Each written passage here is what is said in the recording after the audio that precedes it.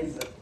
No, you don't see people actually enjoying any concert film like they're actually at a concert. And the fact that like there were whoops, there were cheers. You all were literally like I think in Las Vegas for half of this movie. It was so exhilarating.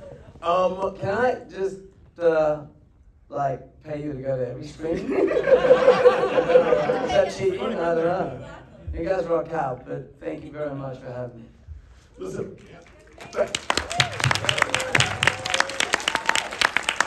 I mean, truly, Baz, you somehow did like a really amazing magic trick. Something that I'm always wondering about when as a theater maker, right? How one invokes liveness in the space of theater, how in the space of a film, right? How one it creates for the audience that same sense of ephemerality. Yeah. The fact they have to be here now or else it might never be there again.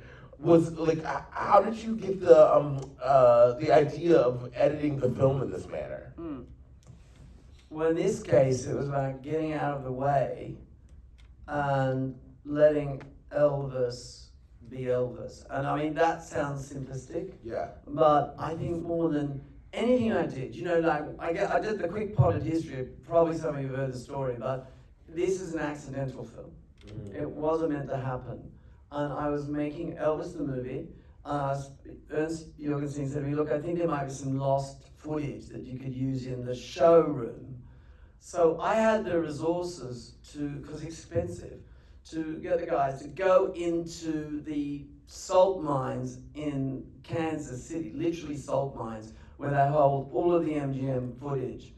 And thought we might find a reel. Anyway, it was a bit, I didn't actually go, but I'm getting pictures. It was a bit Raiders of the Lost Ark, boom, kick in the door, and 65 reels of negative guys, of the Vegas show, 1970, of the tours, and some 8 mil came to our hands at the same time. So amazing, but no sound.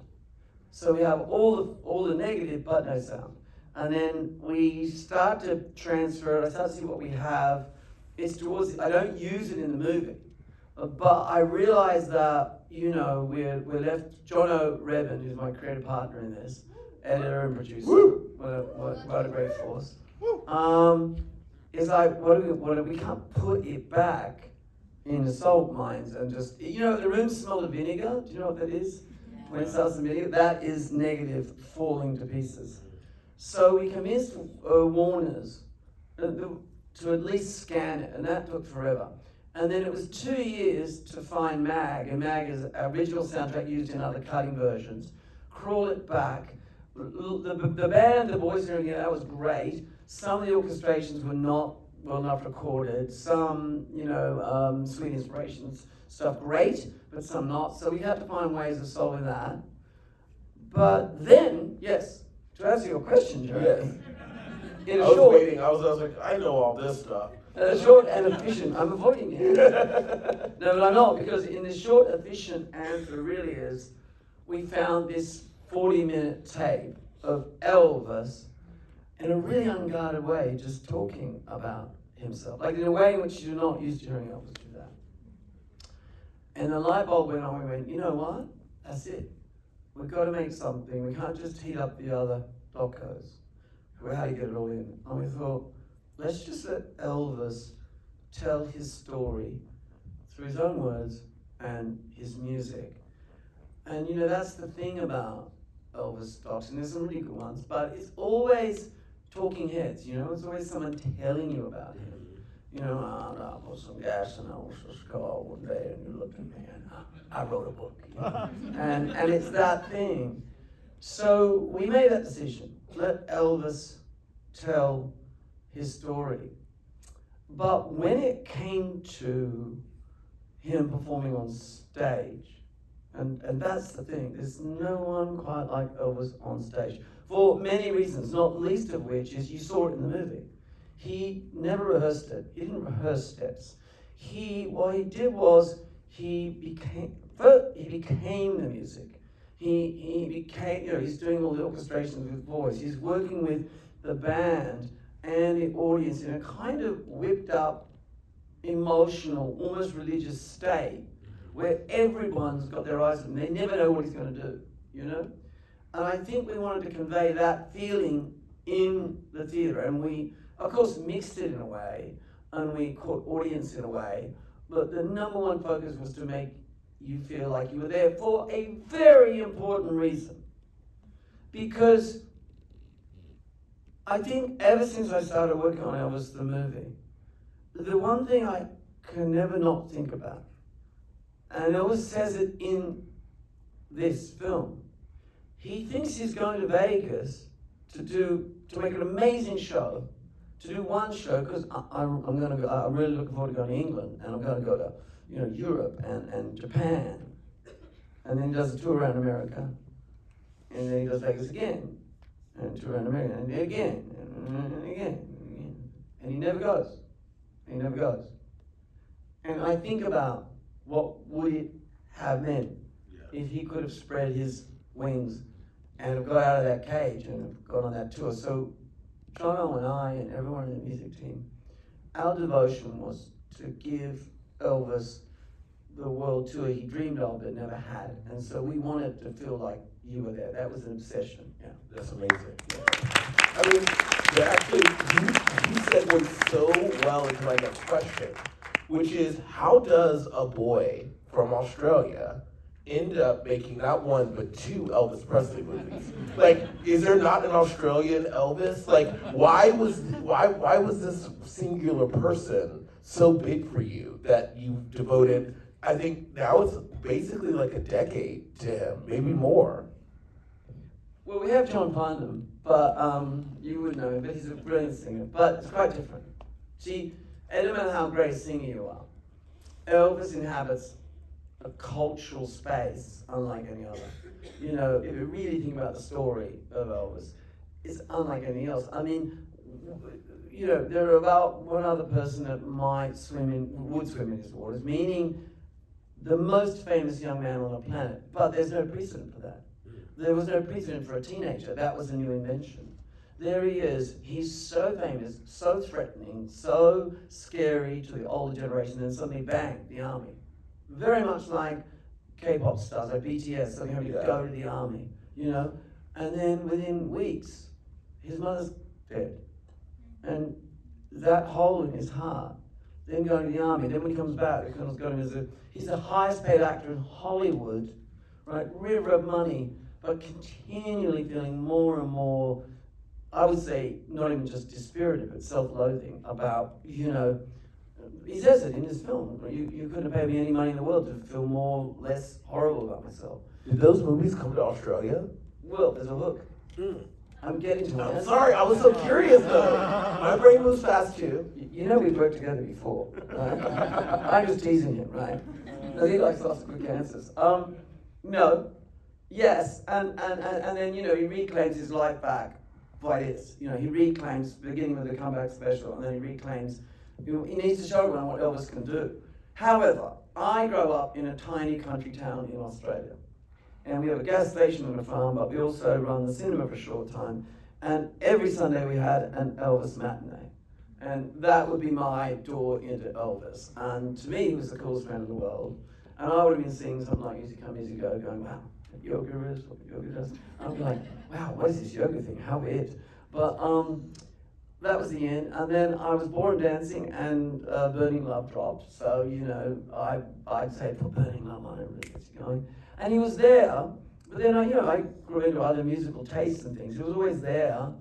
But the real answer about my journey on Elvis, the film, was I always thought of Amadeus as I love Amadeus. But is it about Mozart, or is it about jealousy?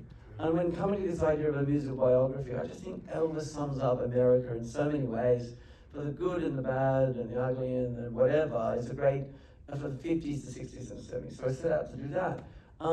And I thought at the end of Elvis the movie, Elvis would be leaving the building. But damn it, we found all this footage.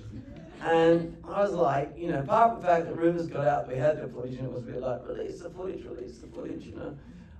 I just felt a responsibility to do it. And then it became, well, you know, it was hard to convince financiers and 2 years to get it all together, and it was on again and off again and all of that. But I just thought, like, we're going to do it. And we're going to do it like a dreamscape, as if Elvis comes to you and tells you a story, and we'll do it in a different way. And it was the most enjoyable thing I've ever actually worked on. And it was just so enjoyable to do. And, you know, I guess I didn't have to write it. I didn't have to shoot the images. And I knew it had been cast really, really well in the lead role. You know. I adore that. Yeah, give them a clap. That's great. You know, I had the pleasure and displeasure of making a documentary, directing a documentary, and it was like exhilarating for me for a lot of reasons. But I also discovered in making a documentary that the sort of amount of footage and the amount of things that are available to you means that, like, it really is the truest version of killing your darlings, right? Like, my mom is so mad. She's like, you shot so much good stuff of me. Where is it in the documentary? And I'm like, all on the cutting room floor, ma'am. What was the dearest darling you had to cut in the making of this? Actually, I keep going, by the way, you're right about that. There's an old adage in editing, which is, you know, the first thing you do is you cut your favorite shot, get rid of it. Cutting shots of your mother, I think, are going to another level. I'm not sure I take that risk, you know, with my mother, right? But it's the stuff, like, we had to stay on point. We made a commitment. We were about not showing a concert film, although that's such a large part of it, but letting Elvis tell his story. Yeah. But there's stuff like, there's such cool stuff like him hanging out with the Sweets, and they're talking about a guy that used to be in the band, and it was just hanging there, so yeah, we got married, and we had to go back, and he go, really? And you just kind of feel like, and you know, look, I don't know what your experience is, but one of the great discoveries of seeing so much footage about Elvis, the big surprise, was I knew he's funny, but I mean, he's hilarious, and he's so goofy. And I've got a bit of a theory, which is in spending all that time in Graceland and having an office and meeting like Sam Bell and hearing about how poor Elvis was. I mean, Sam said, look, Elvis was living in one of the few white houses in the black community. And he said, you know, my grandparents, we had a nice garden patch. It was a good house. But he was from East Tupelo. I mean, he was really poor. And his father was in a famous jail. And I think that shame was with him. But then he grows up into this kind of Greek god with an Orphean-like voice. And I think, well, it's like this, you know, Cissy Houston was in the Sweets the year before, and she has this little daughter called Whitney. And Whitney, Elvis comes in one day. I think Whitney's about 10 or something, and Whitney tells it, she goes, you know, Elvis comes in, and it wasn't like, well, hello, Mr. Elvis. It was more like, you just stare, you know? You just stare. And I thought to myself, well, I think it's his thing that inside he's this incredibly sensitive, vulnerable, still insecure, but spiritual, kind. So much footage of him being polite, just overtly polite. But he kind of looks like the statue of David and can sing like, you know, anything, you know. And it's intimidating. And I think the goofiness is a lot about disarming the godlike imagery and making the band feel cool, and that he's saying, I'm human. And, you know, even to the audience, I'm human, you know. And I think that disarmament, coupled with this kind of extraordinary physicality and ability to move and channel music and take, you know, a folk song like, you know, Bridge Over Troubled Water and turn it into a gospel powerhouse, like that gift, it's him disarming people about it. He's just saying I'm human. Yeah. So I don't even know if that answers the question, you know. But you kept cutting towards the humanity and cutting towards him telling that part of his story, is what I'm hearing? Yeah. I was, sometimes it was great stuff, but you went like, no, we've got to stay on point with him. And I think, you know, he says that great line, and he says, look, it's very hard to live up to an image. The image is one thing and the man is another. It's very hard to live up to it. And he says, you know, and I think we tried to stay on point with showing Elvis the man and not just Elvis the image, you know? Then Elvis the man, you know, I mean, you know, you really want to know what Elvis actually thinks? Look at the music. You know, there are people on reservation and in the ghetto, but for the grace of God, would go there, you and I. So before you judge or abuse, walk a mile in my shoes. You know, like that is someone who is about compassion, decency, civility, kindness. And I think that those qualities are inherent in the man. So we just want to let him speak. That's beautiful. I feel like I'm being very greedy because you and I get to do this anytime we want, but not everyone here gets to chat with you. So is it okay if we ask some questions from the audience? I love to be asked questions. Great. Right here. Oh, wow. Normally, no one puts their hand up. That's great. I would pick you, but she actually raised her hand first. Cool. But I have more of a comment. You have given us a gift that you do not know the breadth of with this film, because for those of us who never got to experience him directly in the theater, we now have that, and we have it for eternity, hopefully. But it's amazing. Beautiful. And then, well, not just for me though, not just for me, the group involved in making this work, and that is from Jamison Shaw or to John O. Redmond, who many and I didn't go on with the family, to Peter Jackson and his amazing team at Park Road, who with love made those pictures look like they do. I mean, I'm telling you with love, like, and Peter did the Beatles piece, and he's a Beatles guy, and when Peter saw it, he was like, I had no idea Elvis was like that, you know. And when he saw Elvis doing the Beatles stuff, you know, so we're just not going to be thankful on behalf of everyone for that. Thank you. Yes, sir. First of all, congratulations. It's just a fucking great movie. Thank you for that. I have a comment and then two questions. Sure. Comment. Can it be one question? Yeah, I'll get that. Quick. MGM 1970 stuff. It's just, I've never seen it look so great and sound so great. We were at the Chinese last night, and it was one of the best experiences I've ever seen there. Thank you. Wow. So on the questions is, number one, on the MGM 1970 stuff. Yeah. What was the most surprising thing you saw about it? And then secondly, are you ever going to release the full concerts, all 6 of them, in the totality? Yeah. There's just so Very great questions. Look, first of all, by the way, some kids sometimes say, no teenage shade, they go like, oh, don't get so excited, it's AI. There's not a frame of AI in this film. I can put more AI, I'm not frightened of AI, but the one thing AI does is it does something like, and it's really impressive, but what makes human beings and a soul is not our perfection, which AI does very well, it's our imperfection. And it's Elvis's chaos and imperfection and unlike any other that makes him who he is. So the reason the pictures look so great is that we had the negative, and it was anamorphic 35 shot on. Anamorphic. Now, technically what that means is it's kind of squished on the 35 neg, but when it's opened up, so it's kind of moving towards 70. And Peter and his team were able to take out aberrations. What they do is any tiny scratch, and they allow the grain to breathe in it. And that allows us to, when we took the colorization into it, we could match pretty much the maximum representation of that film as it would have been. You know, like those movies that were shot on anamorphic 35 back in the day, they looked so rich in color. So there was that.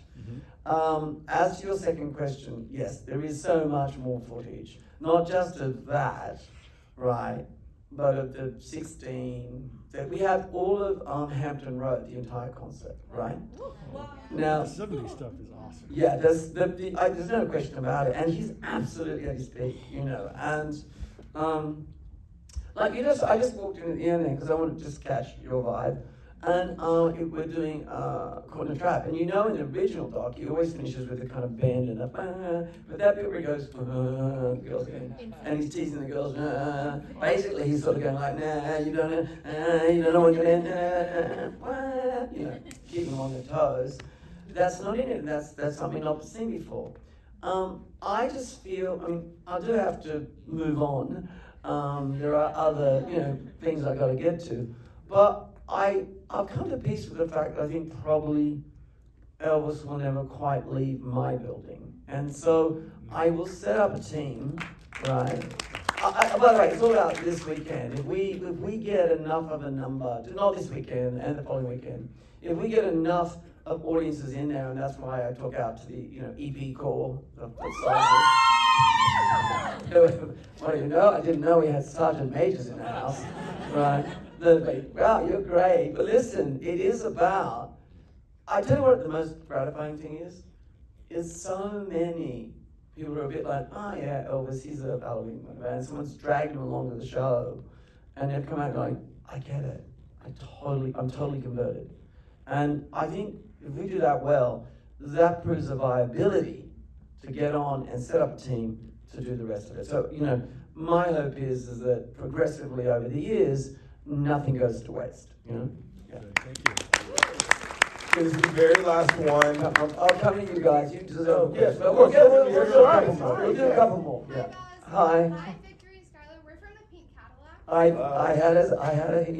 You are the best, you guys. It You is are such amazing. an honor to meet you, and this whole time you've been talking about how your door to Elvis was your matinee, and our door to Elvis was you because of your movie in 2022. So this is like what you're talking about is this happened to us. Like we're here because of what you did 4 years ago.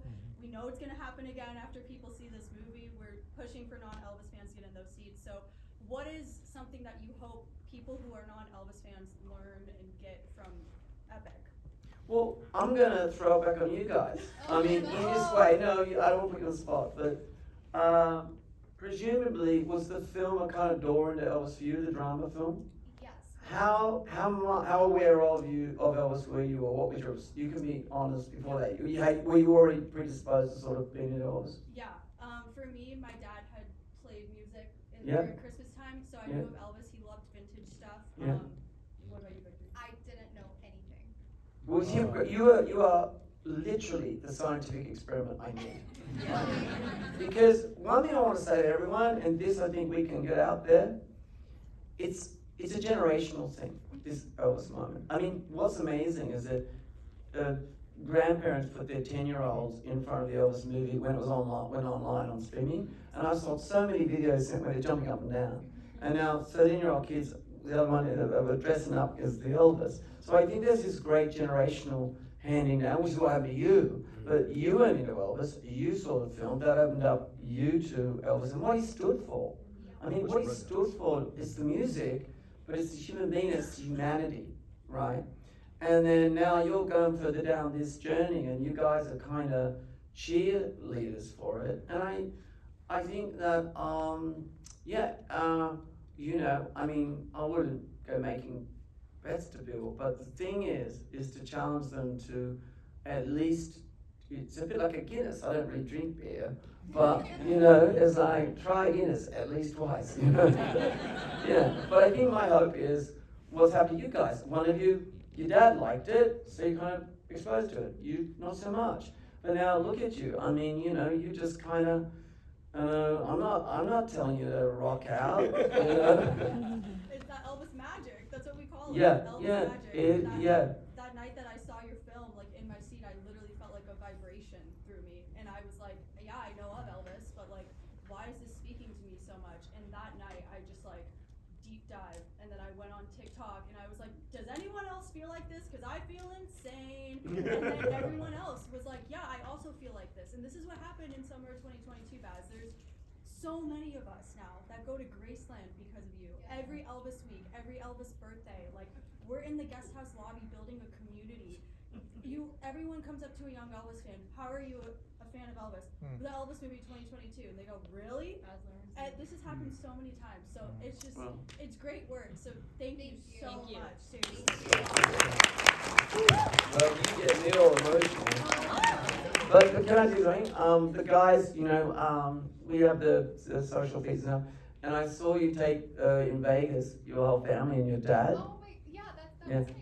Oh, was that your dad? Yeah, that And it was was my so dad. nice, and you said, well, Dad, you're about to see Elvis, and he goes, yeah, I'm kind of more into you too. And I'm thinking, well, he's in for a bit of a surprise at the end of the film, But, and then they come out and they're kind of into it, So, look, I don't know what to say except it's a beautiful thing. If I make one thing that touches one person, that's great. But the way you're talking, it's an authentic thing. And I was young once too, and I grew up in a very isolated place, and I was fandom is kind of connecting with art or a person or a personality and it lifting you up. And I know what you mean when you said vibration, because if there's one thing about Elvis, it's a unique energy that he has that is so unpredictable, and he cannot stand still. And when he's on stage and he interprets a song, that energy live comes across the footlights,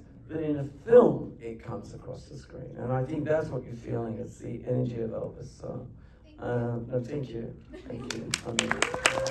Yeah, I'm so sorry.